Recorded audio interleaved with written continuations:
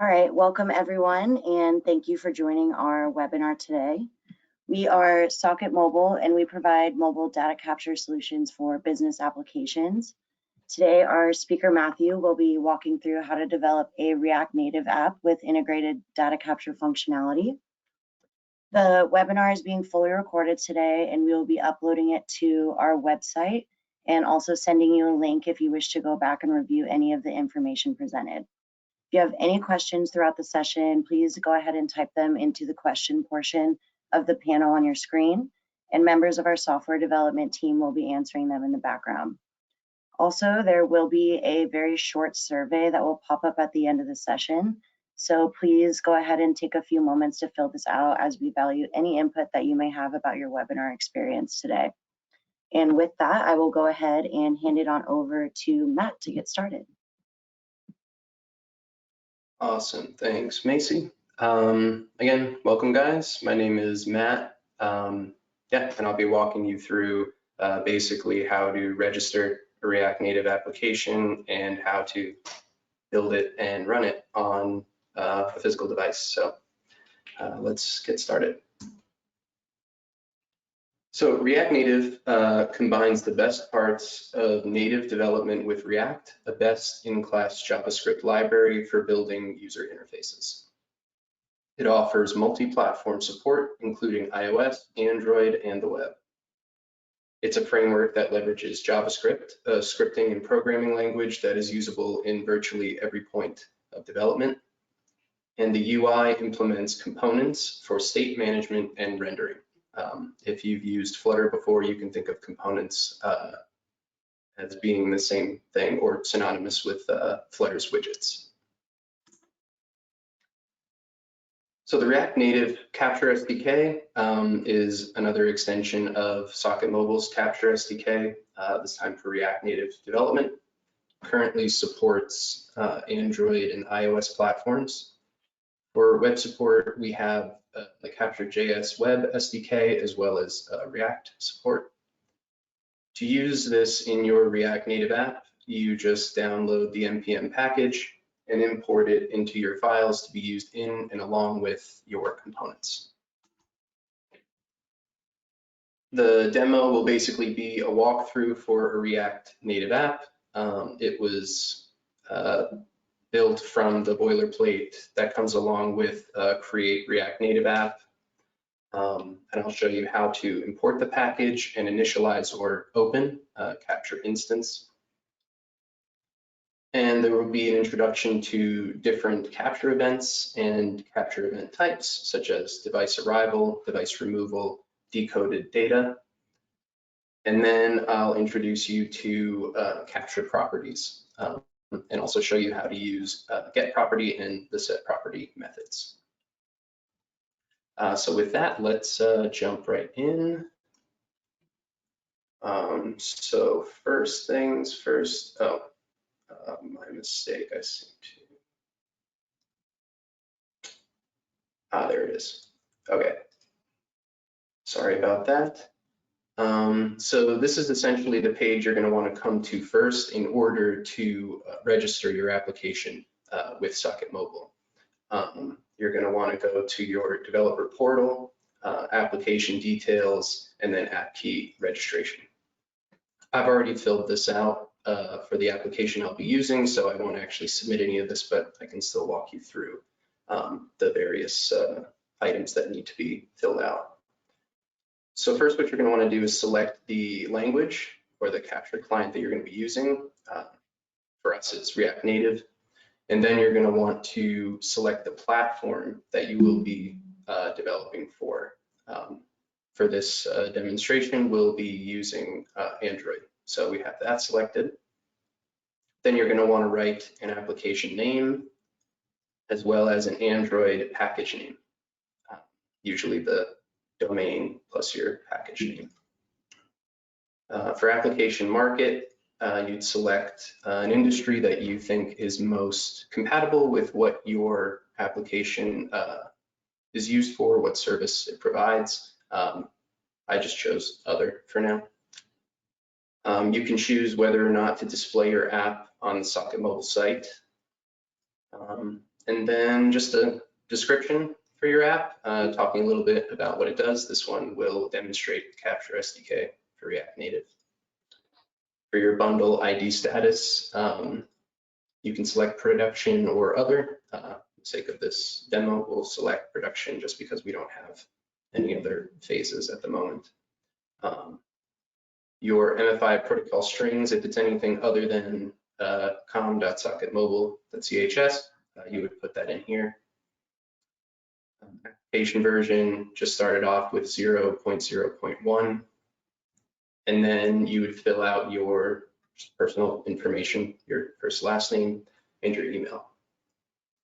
Now, once you submit this, you're essentially going to get an object that has properties that correspond to the app info class.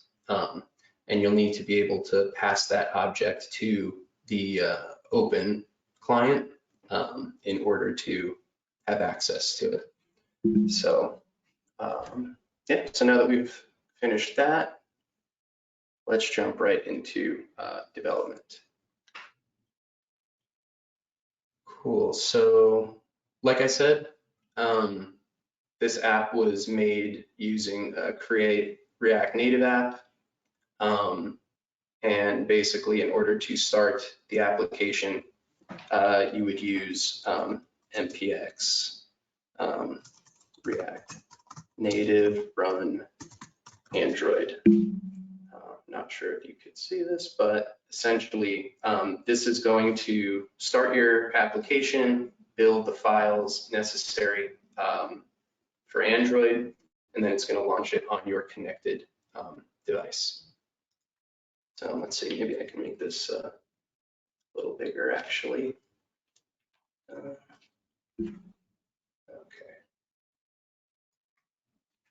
Cool. Okay, so once you've created your app, before you run this, you're going to want to do an npm install of React Native Capture. You can find this on the npm website. Once you have that installed, you can import various classes within this package.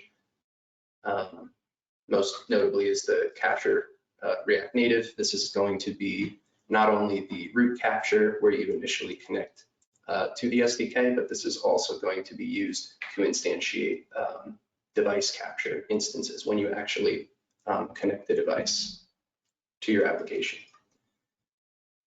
And then you're going to import capture event IDs.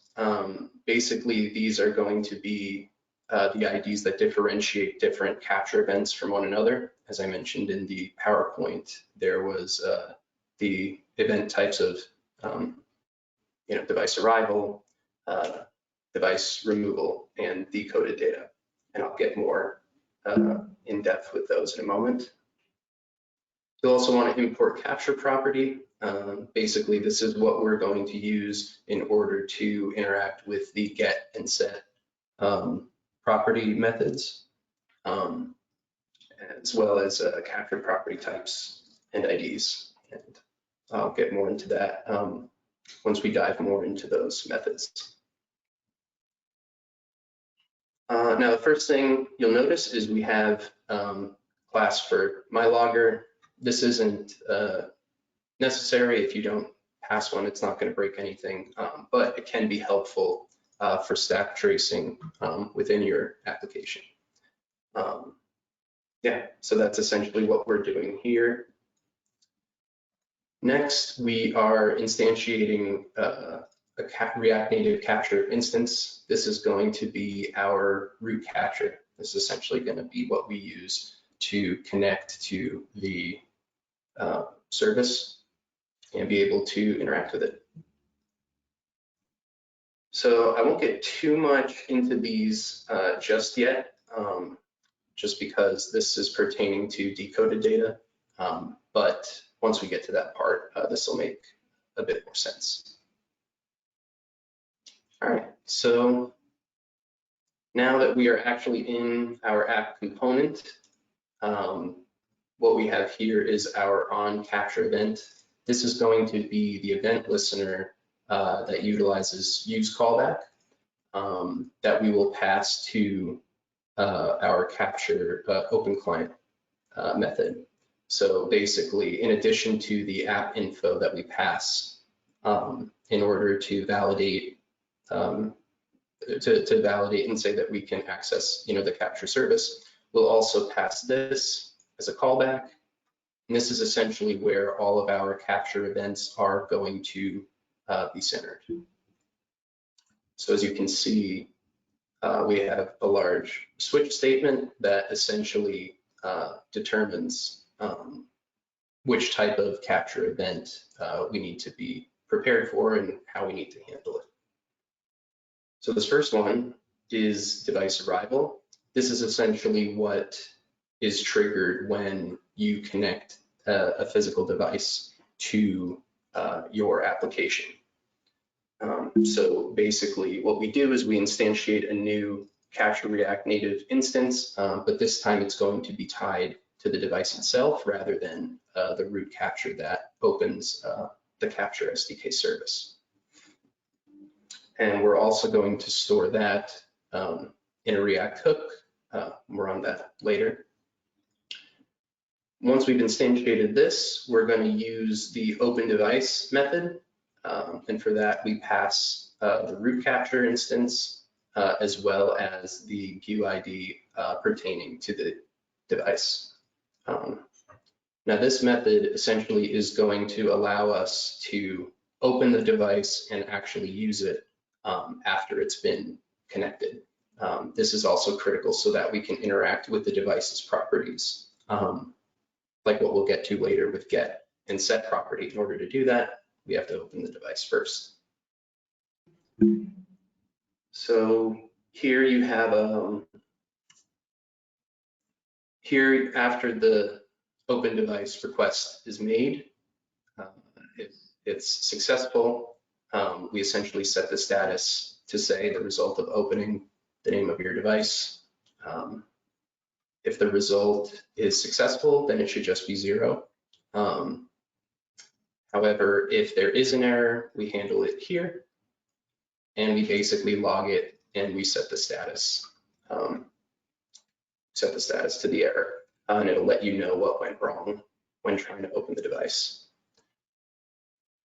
Also, we will be adding the newly connected device to our device list, and we're storing that in a React hook as well. Also, if this wasn't clear, status is also a hook value. We just haven't gotten down to it yet. But basically, this value is what you're going to see up here next to status. And before we get to the next event, I'll just show you what device arrival should look like if it's done successfully. Just turning on my D740 socket mobile scanner. And there we go. So as you can see, the result of opening test is the name of the scanner. The result is 0 because it was successful, there were no errors. So that's good. Now, when we remove the device, which if you couldn't guess already, is what happens with the device removal event. Basically what we're going to do is we're going to go to our device list and find the device that matches the event's GUID. Once we find that device, or sorry, if we can't find that device, we basically log that and say we weren't able to find this device. However, if we are able to find it, we basically filter our device list and make sure that we filter out the current device within the device removal event. And then we set our device list using React hooks or React Native hooks. And then this should get updated. And then basically what we do after we do this is we perform the close method on the device itself. This allows us to disconnect the device and close it down entirely. If something goes wrong, we handle it in this cache statement. Otherwise, we log it, set the result, and then we set our device capture to null. Because remember, we had that device capture hook value. So here, let's see, I turn this off.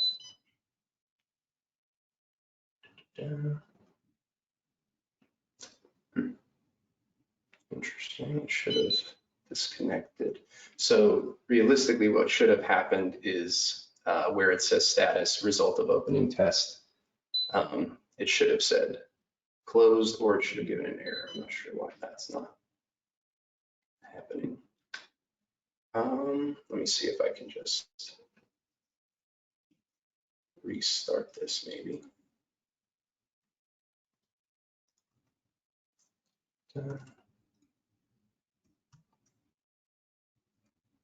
Sorry about that, I'm not really sure what happened there.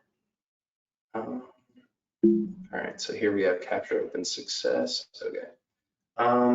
So I'll try this again in a second, but for now, we can move on to the decoded data capture event.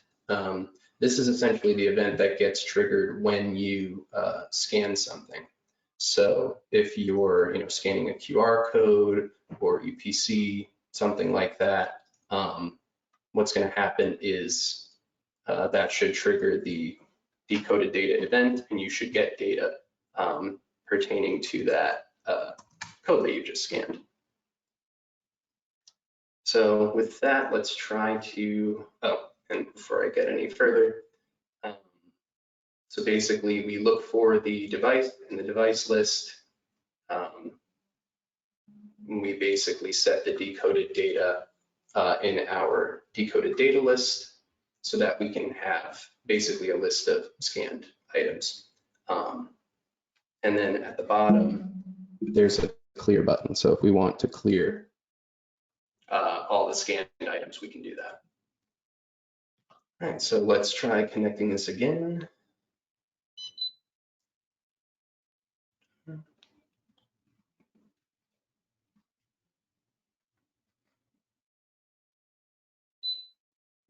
All right, so that was opened. And so now what I'm going to do is I'm going to scan a QR code, and you should be able to see the data in this little input right here. So it's just,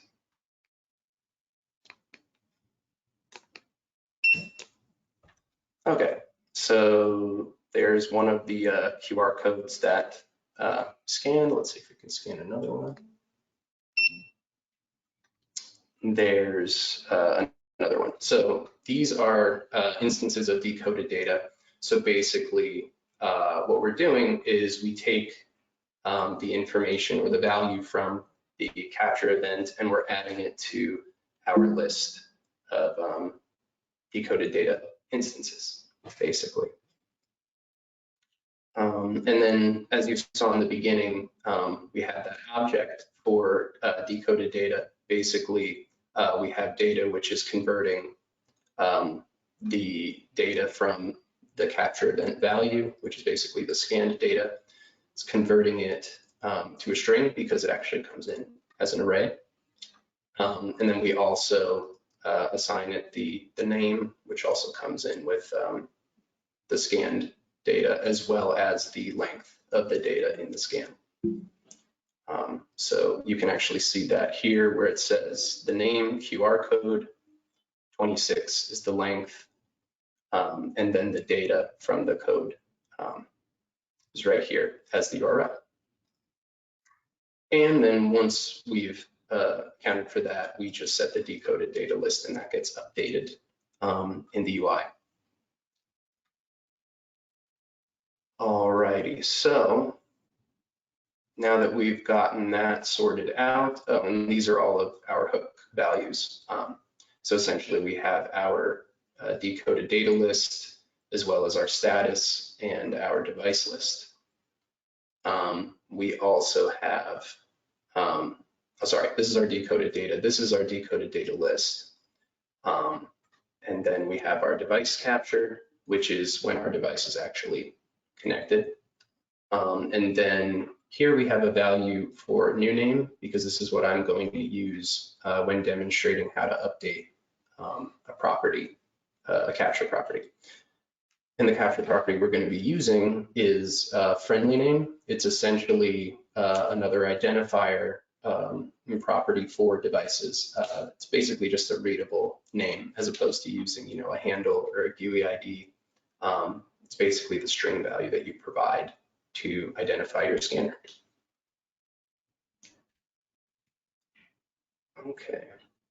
And actually, before we get to that, I'll just show you a little more about the actual, how you actually open the root capture. So here's the app info that's generated when you register your app like I did before. So once you construct this, you can pass that to the open method that's being executed on the root capture. And then you would also pass the on capture event callback. This is essentially where all of the events are handled, determined, all that. So if this open is successful, then we set our status saying capture open success. You probably saw that up there. And then if there's something wrong, essentially we just handle it in this catch statement. So basically we log the error and then set the status. Okay. Dun, dun. Okay, yeah, and then clear handler is essentially the method that's for this button that basically clears the list entirely. So yeah, oh, sorry, kind of glossed over this. This is essentially if you're unable to open the device, that's a type of error code that you get. It basically sets the status asking if Socket Mobile Companion is installed. That's the companion app that you download in order to assist in initially pairing your device or pairing your scanner with your device. Yeah, so there's that. Okay, so now we can move on to the get property demonstration. So here we have a function called get friendly name. So like I said, we're going to be working with the friendly name property of our device. And what this is going to do is this is essentially going to try to retrieve the friendly name property for this device. So get property is executed on the device capture because that's the capture instance that we're trying to get the property for. And then if it's successful, basically it logs the value and then sets the status, you know, successfully retrieved friendly name data.value. So this construction essentially determines what type of property we're retrieving. So since we're trying to get friendly name, we're going to pass that ID. And also since this is a get request, capture property types we're setting as none, and then we're just passing an empty object.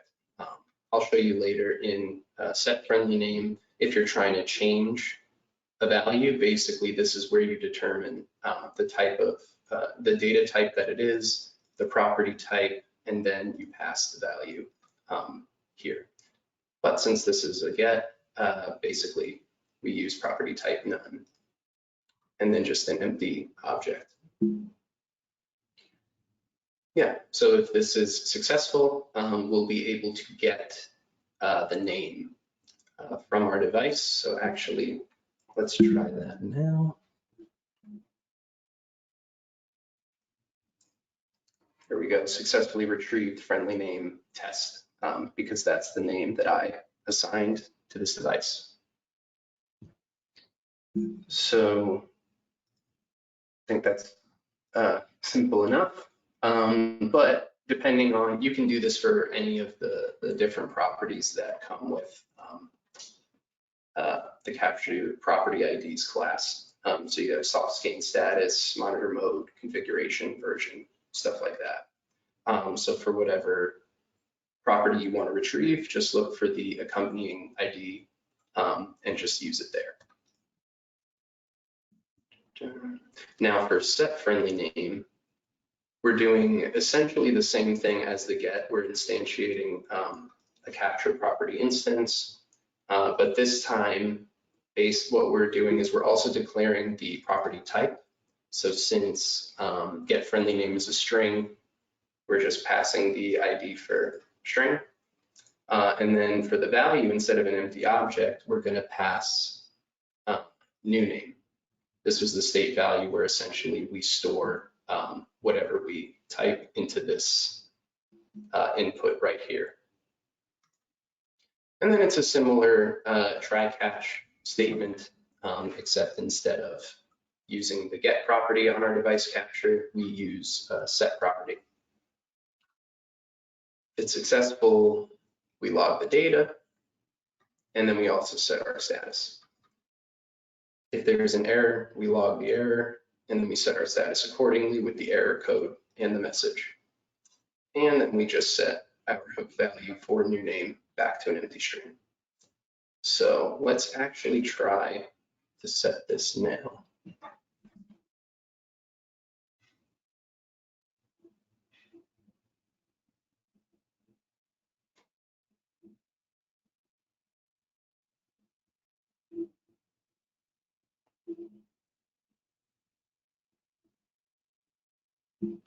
All right, we successfully changed the friendly name to new eCanner. That is a typo on my end. I meant to say scanner.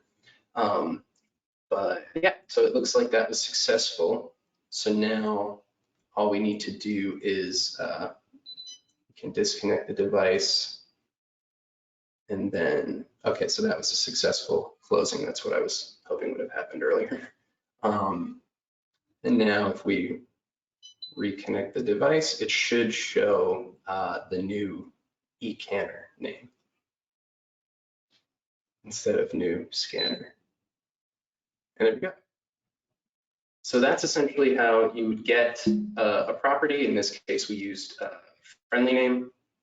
And then that's also how you would set or change a property's value. Yeah, so that's essentially everything. Yeah, that's essentially everything for the walkthrough. Before I hand it back to Macy, I also just wanted to talk a little bit about SocketCam and the added support for React Native that is coming next month. So essentially, SocketCam will allow a user to use your device as the scanner by accessing the camera, as opposed to having to rely on a physical scanner. In this case, you can actually enable your application to use your phone's camera. So yeah, that's it from me. So I'll be handing it back to Macy. All right, thank you, Matthew. Thank you for joining us today. We hope that you found this information useful. Again, there is a small survey that will pop up once we end the webinar, and we would value any input that you may have regarding your webinar experience today. Also, we recorded this session and we will be sending you the link to our website page with the recording if you wish to look back at any of the information provided. Thank you.